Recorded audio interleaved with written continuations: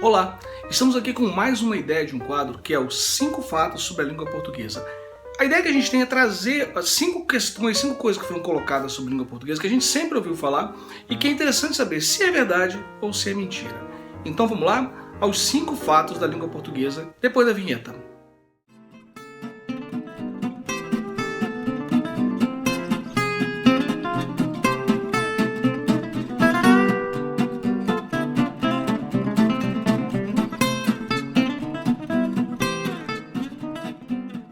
Essa história de língua mais difícil, língua mais fácil, isso é muito relativo. Na verdade, as línguas elas pertencem a grupos de línguas. Línguas latinas, você vai ter línguas do leste europeu, você vai ter línguas anglo-saxônicas. Na verdade, cada língua vai pertencer a um grupo. E é óbvio que é muito mais fácil para alguém que é de um grupo aprender uma língua do mesmo grupo. Como funciona isso?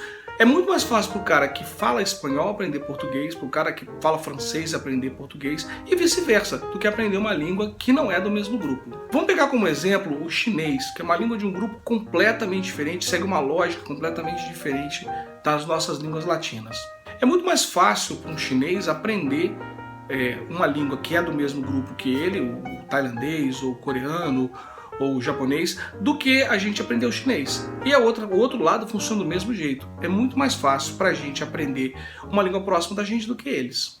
Então essa questão de mais fácil ou mais difícil, o português é a língua mais difícil, é lenda. Na verdade não é mais difícil. O conceito de mais fácil e mais difícil está sempre ligado a mais difícil para quem aprender.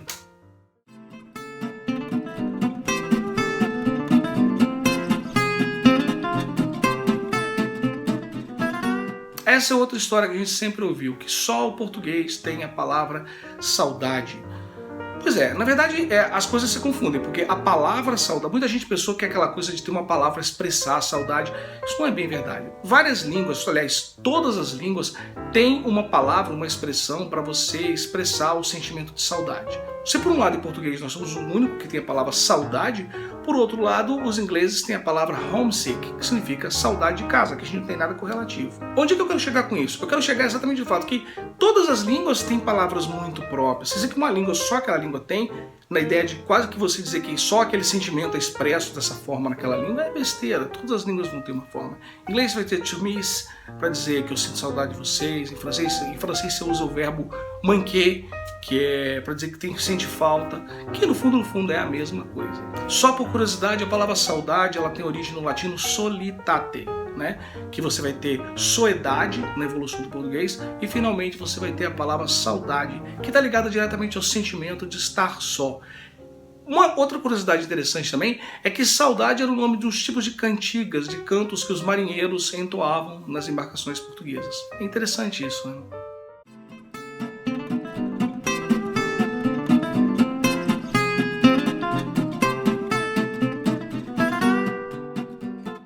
Mas pensa bem, o que não é cheio de regra e exceção? Tudo na vida tem regras e tem exceção. A questão é que as regras na linguagem elas são criadas com base no uso que se faz da língua. A partir dali vão surgir as regras. E as exceções são decorrentes de algumas pequenas variações. Acontece que muitas vezes a velocidade com que a língua, que a oralidade evolui, ela é muito maior do que a língua escrita, que é muito mais estática. Então você passa a ter um disparate, um desencontro entre o que você tem, o uso que se faz da língua e uma norma que é colocada. Um exemplo muito comum desse, que já é observado há muito tempo no português, é o uso do pronome oblíquo no início de frase, do tipo, me dá um cigarro, me empresta uma caneta.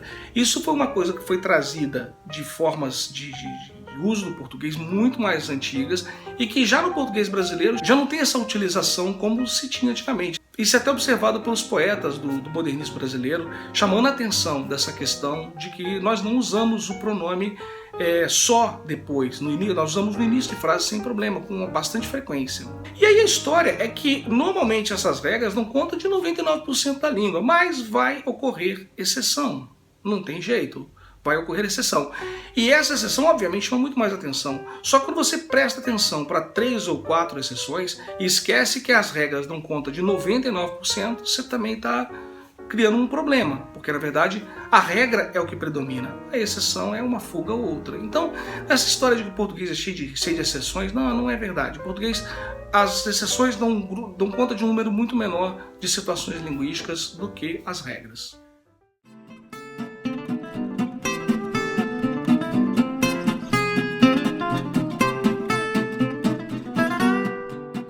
Essa questão do mim e do eu é outra situação problemática em português.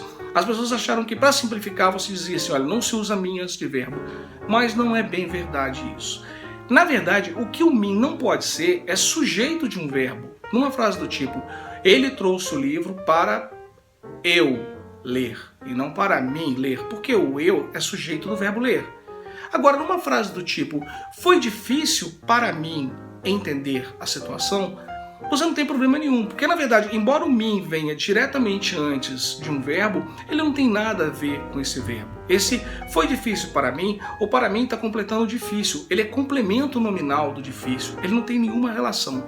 E as pessoas, para simplificar, disseram, não se usa mim antes do verbo. Mais ou menos assim, não tem esse problema não. A gente tem só ficar atento para saber se o mim, se o eu ou o mim, ele está funcionando, está ligado a um verbo ou não está ligado. No caso do foi difícil para mim, não está ligado ao difícil. No caso de trouxe o livro para eu ler, o eu está diretamente ligado ao verbo. Logo, você não poderia dizer ele trouxe o livro para mim ler. Aí você cometeu uma inadequação à norma culta.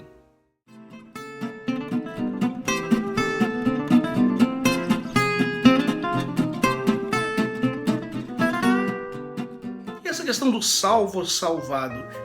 Na verdade, existem alguns verbos em português, que são chamados de verbos abundantes, que eles funcionam dessa maneira. Eles vão ter dois particípios, um particípio regular e um particípio irregular.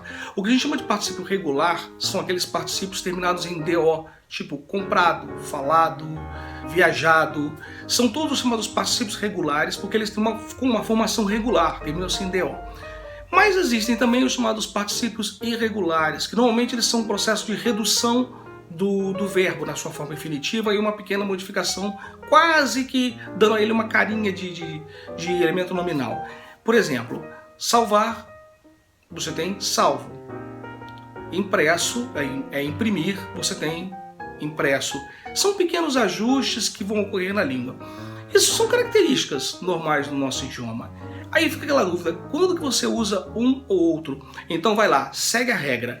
É o seguinte, toda vez que você utiliza o verbo ser, a tendência natural é que você utilize o particípio chamado particípio irregular, que é, por exemplo, o homem foi salvo. E não o homem foi salvado, o homem foi salvo. Quando você tem verbo ter ou haver, você utiliza os particípios regulares. Por exemplo, o homem tinha salvado o outro, ou o homem havia salvado o outro. Mas isso só ocorre com os chamados verbos abundantes, que são os verbos de dois particípios.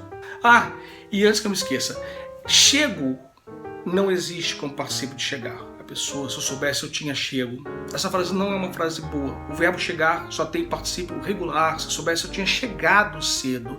E as pessoas confundem muito. Tanto é o chegar, achando que tem chego e não tem chego, e o trazer, achando que tinha trago. Se eu soubesse, eu tinha trago. Não existe essa forma também.